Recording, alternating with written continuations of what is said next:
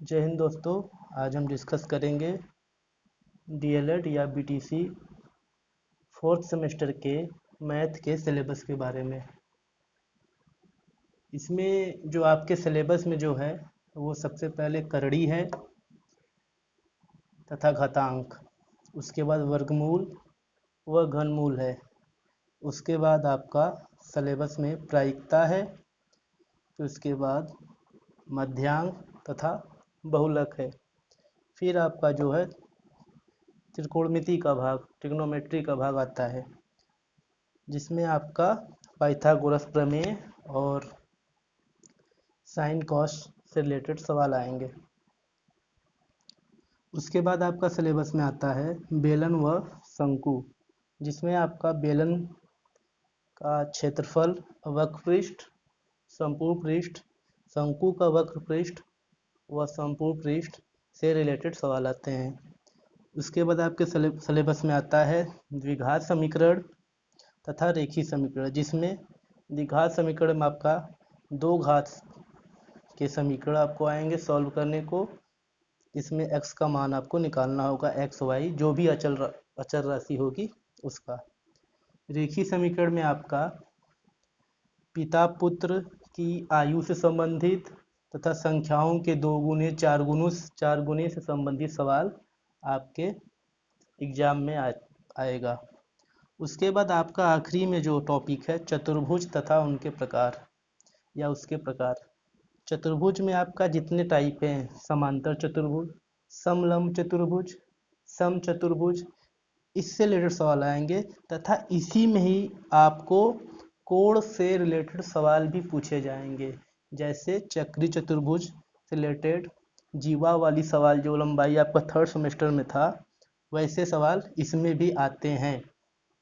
ठीक है, तो एक बार हम देखेंगे कि प्रत्येक टॉपिक वाइज कितने कितने नंबर तक के सवाल आपके एग्ज़ाम में, जो आपका सेमेस्टर एग्ज़ाम फोर्थ सेमेस्टर का होगा, उसमें आ सकता है या आता है, चांसेस होते हैं आने के। कोई फिक्स तो नहीं है, लेकिन एक अनुमान हम लगा सकते हैं कि कितना आना चाहिए।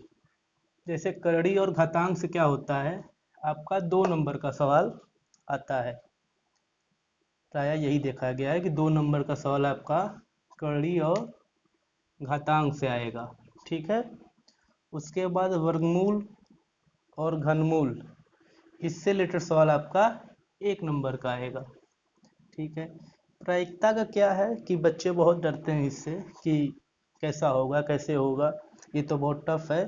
तो इससे प्रायः सवाल आपका 1 ही नंबर का आएगा, नहीं तो आएगा ही नहीं। सिलेबस में आपके है, आपको पढ़ना है, लेकिन बहुत ज़्यादा टेंशन नहीं लेना है। मध्यांक तथा बहुलक से आपका सवाल 2 से 3 नंबर का आता है। बहुलक का सवाल सिंपल एकदम 1 नंबर का आएगा, मध्यांक का बहुत आएगा तो 2 नंबर का। ट्रिग्नोमेट्री से आपका 2 से 3 नंबर, जिसमें आपका पाइथागोरस प्रमेय पे लंब और कर्ण दे देगा, आधार पूछ देगा, लंब आधार दे देगा, कर्ण पूछ देगा।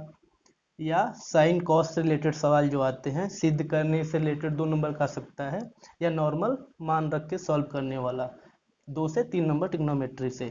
बेलन व शंकु से कितना आएगा, बेलन व शंकु से आएगा आपका 2 से 3 नंबर। वृत्तपृष्ठ निकालने को आ जाएगा, बेलन के वृत्त की त्रिज्या निकालने को बहुत टफ आया तो आ जाएगा, शंकु की तिर्यक ऊंचाई पूछ देगा, शंकु की लंबवत ऊंचाई पूछ देगा। अतः इससे 2 से 3 नंबर का सवाल। द्विघात तथा रेखीय समीकरण से जो आपका 4 नंबर का सवाल बनता है, जिसमें आपका एक समीकरण होगा 1 नंबर या 2 नंबर का, बाकी आपका पिता पुत्र की आयु से या फिर संख्याओं से कि यह संख्या एक संख्या है जो दूसरी संख्या की 2 गुनी है, 4 गुनी है, ऐसे करके सवाल पूछेगा।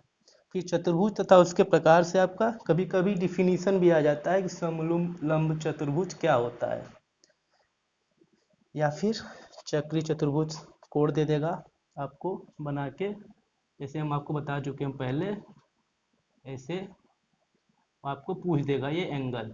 ठीक है, तो ये सिंपल सवाल आएंगे। और आपका चतुर्भुज से रिलेटेड सवाल क्षेत्रफल के भी आते हैं, समलंब चतुर्भुज का क्षेत्रफल, समांतर चतुर्भुज का क्षेत्रफल, सम चतुर्भुज का क्षेत्रफल, ऐसे सवाल आपका 5 से 8 नंबर आते हैं। अब टोटल इसे ऐड करेंगे आप तो आपका टोटल नंबर बनेगा 25। 8 4 12 3 15 3 18 3 21 1 22 23 2 25, तो ये आपका टोटल बनता है 25 नंबर का पेपर। तो है बहुत सिंपल, आराम आराम से आपको पढ़ना है, ज़्यादा टेंशन नहीं लेना है, एक एक करके पढ़ते जाएंगे, आपका होता जाएगा। प्रायिकता को लेके तो आपको बहुत परेशान होने की ज़रूरत ही नहीं है, एकदम सिंपल है, करा देंगे हो जाएगा। नहीं होगा तो 0 नंबर या 1 नंबर, ज़्यादा परेशान नहीं होना है। वर्गमूल घनमूल कड़ी तथा घातांक जानते ही हैं, माध्यांक तथा बहुलक सुने ही हैं। त्रिकोणमिति में थोड़ा सा नया होगा, उसे डिस्कस किया जाएगा। बेलन व शंकु ये भी सिंपल रहेगा। द्विघात रेखीय समीकरण आप पिछली कक्षा में गुणनखंड किए हैं, बस वही समीकरण के रूप में होगा तो एक्स का वैल्यू रख निकाल देंगे आप उसके बराबर 0 करके। चतुर्भुज वाले में चक्री चतुर्भुज क्या है आप पिछले कक्षा में पढ़ चुके हैं, पिछले सेमेस्टर में। इस वाले में कुछ 2-3 नए हैं, उसे बता दिया जाएगा। बिल्कुल सिंपल है, बहुत परेशान होने की आवश्यकता नहीं है। तो ये था अभी का सिलेबस जो मैथ का था, और आपसे डिस्कस इसलिए करना था कि आपको पता होना चाहिए कि आपकी परीक्षा में, आगामी परीक्षा में जो प्रश्न पत्र आएगा उससे कैसे प्रश्न आते हैं, उसमें किस प्रकार के प्रश्न पूछे जा सकते हैं, आपको कितनी तैयारी करनी है, किस लेवल तक करनी है। तो इसलिए आपको ये सिलेबस बताया गया। आपको फालतू कुछ नहीं पढ़ना है, बस इतना ही पढ़ना है और आराम आराम से करते जाएंगे, बिल्कुल हो जाएगा। धन्यवाद।